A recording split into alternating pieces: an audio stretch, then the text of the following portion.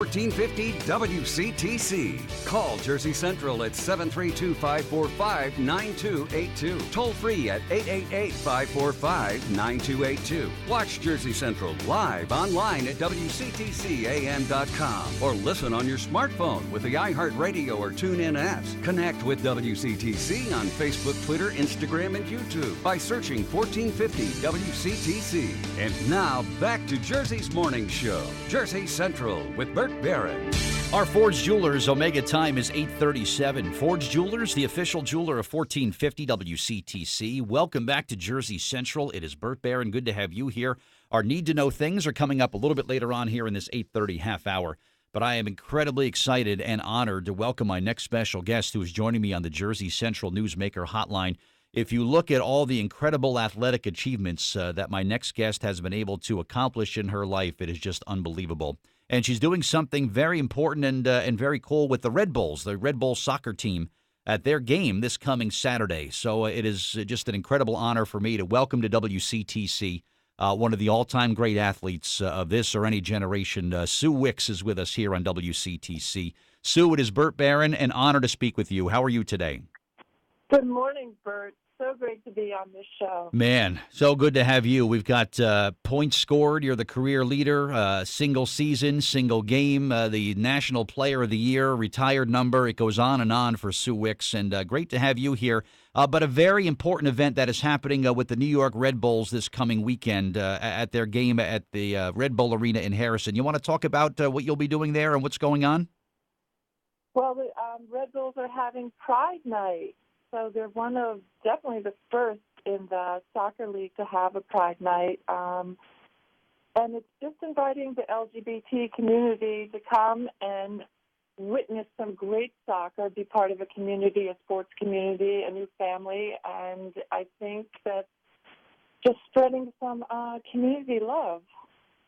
Which is something I think is very important nowadays, Sue. Is it just me, Sue, or has society itself become maybe a little bit more accepting of transgender and the gay and lesbian community? It seems like young people don't give it a second thought, but it still seems like a segment of the population that's just sort of this, old school sort of hardline approach and how they think about how other people should feel about each other. Do you feel a momentum going in the direction, Sue, maybe one of acceptance and maybe one perhaps of just a little more compassion as a people?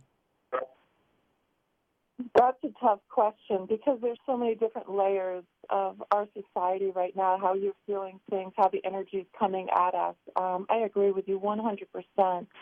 When I go to schools and talk to young people, there's really almost probably get a lot of controversy for this, but no reason to talk to them about accepting one another. No reason to say, oh, this person's different, but they're just like you. They're so ahead of us. They're right on it, and they just say these things as they're a fact of life. And now, older generations might say, well, that's the problem. They're not.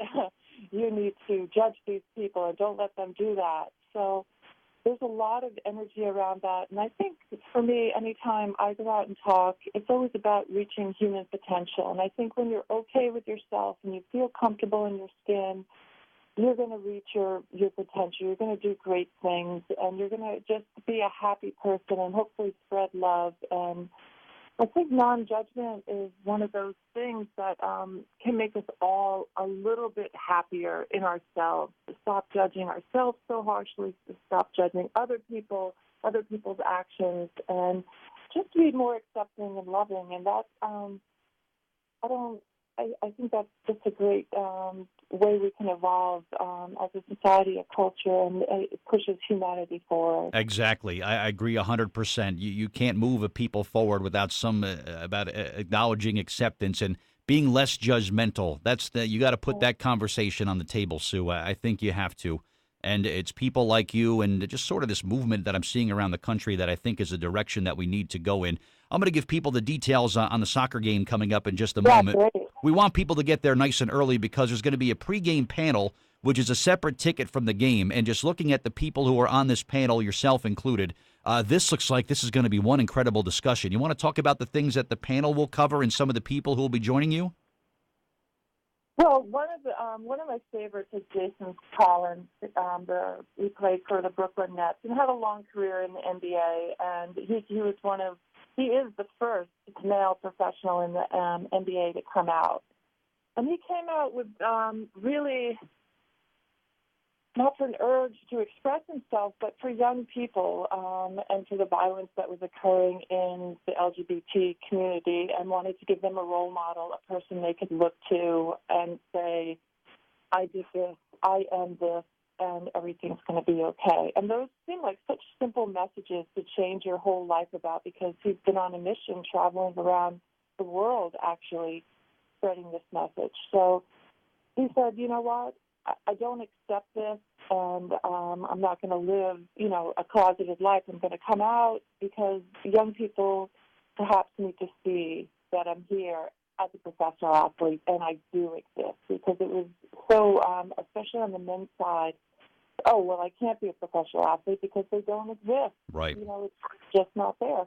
So it's as silly as that seems that something hasn't been, sometimes that stops people from doing things and being the ability to dream. You have to see it. And he's just an inspiration because he's a fully realized person now. I think you can see the lightheartedness and the playfulness in him, that he's took a deep exhale and just said, this is me. Yeah, and so many people, Sue, we've seen it, have just not maximized their potential just out of fear or out of afraid of not being accepted or whatnot. And I think in this day and age, there's simply no room for that anymore. There really isn't. It's time to let people be who they are, and let's all move forward together. I think that's the important thing and the message that we want to share.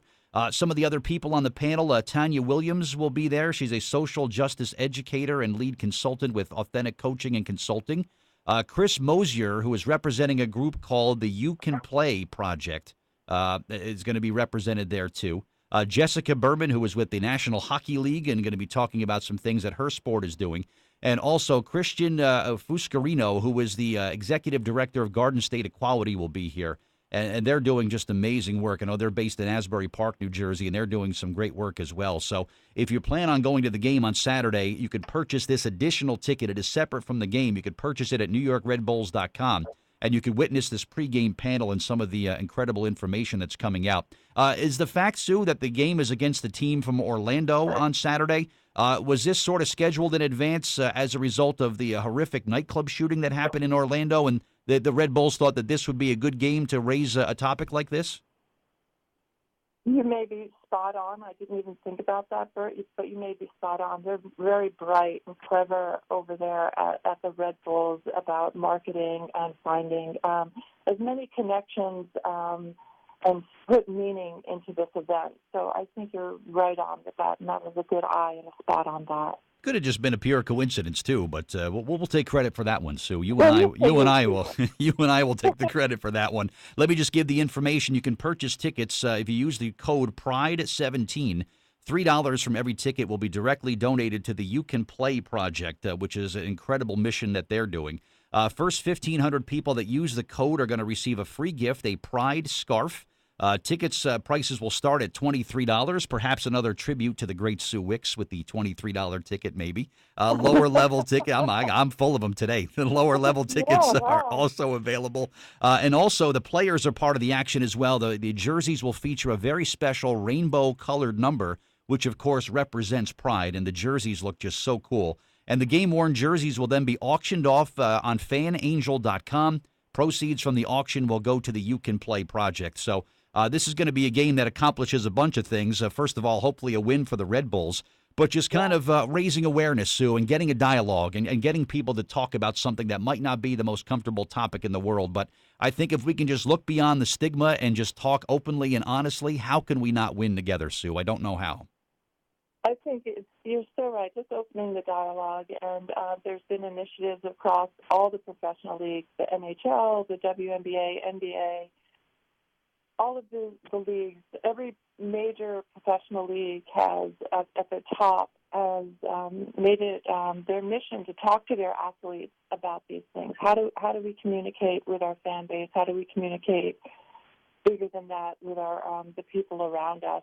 So you have a lot of young people that have the microphone in front of them with a lot of influence, these young athletes. And their organization is giving them the opportunity to engage in difficult conversations. They're not telling them what to say, but they're giving them the opportunity to think about these difficult subjects that sometimes are difficult to talk about. And at the end of it, I think when it churns through a lot of these young athletes' minds, what comes out is really unique and interesting and a great perspective. So that's all that we can hope for is an open conversation with all people, with an open mind, and again, with a little bit ingredient of love, that we all are sharing this beautiful journey of life that's short, and it should be filled with a certain amount of fulfillment and joy and the ability to love who you love. And you are correct, of course. For more information or to purchase tickets to the game on Saturday, you can visit the website NewYorkRedBulls.com. And what we're going to do tomorrow here on WCTC, we're going to give away a family 4-pack of tickets in addition to our regular prize of the New Jersey Lottery tickets. We'll include for tomorrow's winner only a family 4-pack of tickets to go to the Pride Night game with the New York Red Bulls this coming Saturday night against Orlando at 7:30 at Red Bull Arena in Harrison. But again, all the information is available at NewYorkRedBulls.com.